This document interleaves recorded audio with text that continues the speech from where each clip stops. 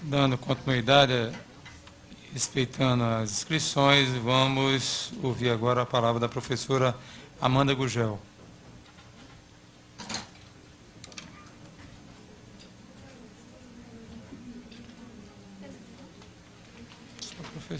Bom dia a todas e todos. Durante cada fala aqui, eu pensava em como organizar a minha fala, né?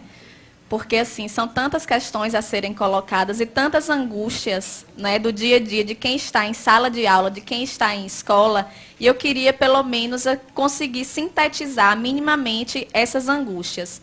Mas também, como as pessoas apresentam muitos números, e como sempre colocam, os números são irrefutáveis, eu gostaria também de apresentar um número para iniciar a minha fala, que é um número composto por 3 algarismos apenas, bem diferente dos outros números que são apresentados aqui com tantos algarismos, que é o número do meu salário, né? Um 9, um 3 e um 0. Meu salário base, R$ 930. E aí eu gostaria de fazer uma pergunta a todas e todos que estão aqui, sim, nível superior, com especialização. Se vocês conseguiriam, mas também respondam só se não ficarem constrangidos, obviamente. Se vocês conseguiriam sobreviver ou manter o padrão de vida que vocês mantêm com este salário? Não conseguiriam. Certamente, esse salário ele não é suficiente para pagar nem a indumentária, né, que os senhores e as senhoras utilizam para poder frequentar esta casa aqui. Não é? Então, assim, a minha fala não poderia partir de um ponto diferente desse, porque só quem está em sala de aula, só quem está pegando 3 ônibus por dia para poder chegar ao seu local de trabalho, um ônibus precário, inclusive, é que pode falar com propriedade sobre isso.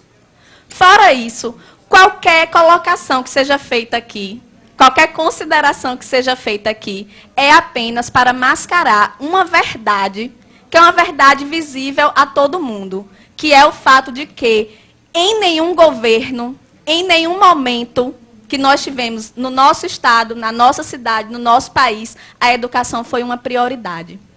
Em nenhum momento. Certo? Então, assim, me preocupa muitíssimo a fala da maioria aqui, inclusive da secretária Betânia Ramalho, com todo respeito, que não vamos falar da situação precária, porque isso todo mundo já sabe. Como assim não vamos falar da situação precária? Gente, nós estamos banalizando isso daí.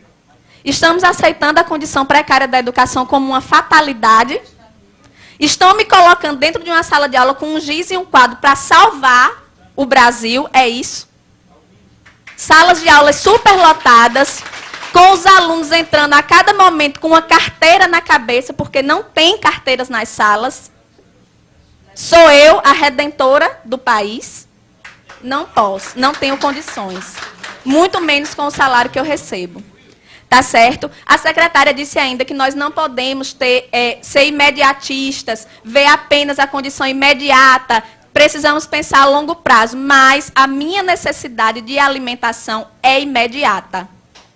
A minha necessidade de transporte é imediata.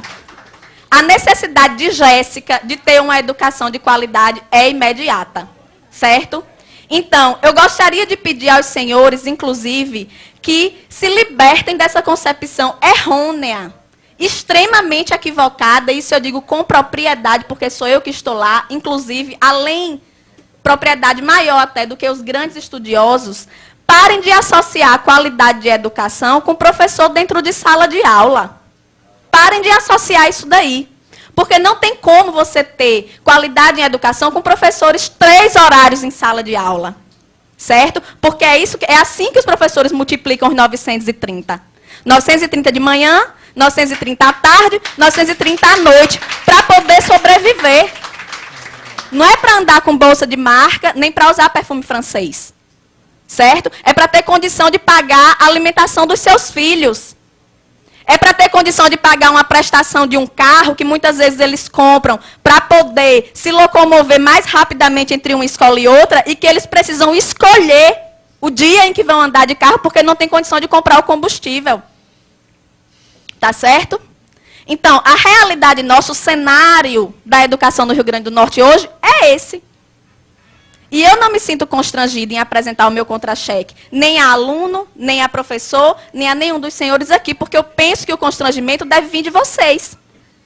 Sinto muito, eu lamento, mas deveriam todos estar constrangidos, entende? Então, assim, entra governo e sai governo, e eu peço desculpa mais uma vez, Betânia, mas não tem novidade na sua fala.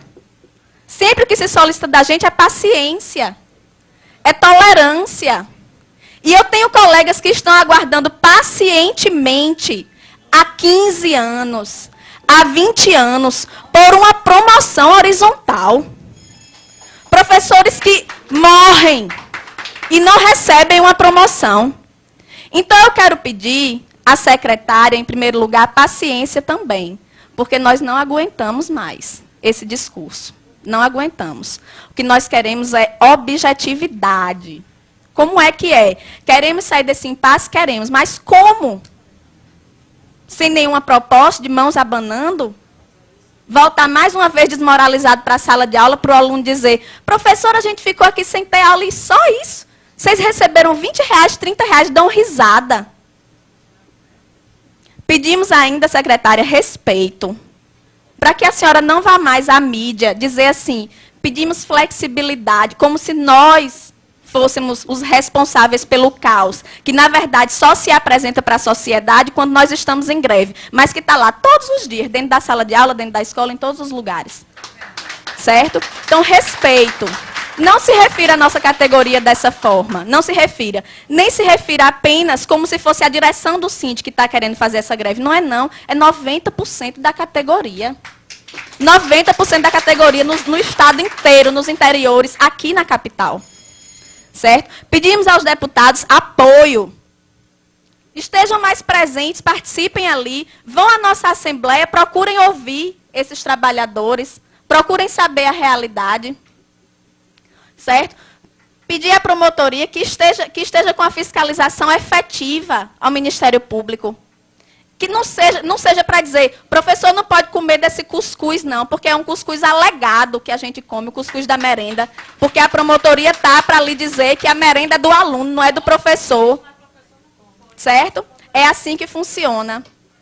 Diga-se de passagem, nós não temos recursos para estar nos alimentando diariamente fora de casa. Não temos para isso. Certo? Então, são muitas questões mais complexas, certo? São muitas questões muito complexas que poderiam ser colocadas aqui, mas, infelizmente, o tempo é curto e eu gostaria de solicitar isso. Em nome dos meus colegas que comem o cuscuz alegado, em nome dos meus colegas que pegam 3 ônibus para chegar ao seu local de trabalho, em nome de Jéssica, que está sem assistir aula nesse momento, mas que fica sem assistir aula por muitos outros motivos, por falta de professor, por falta de merenda, certo? É isso que eu quero dizer.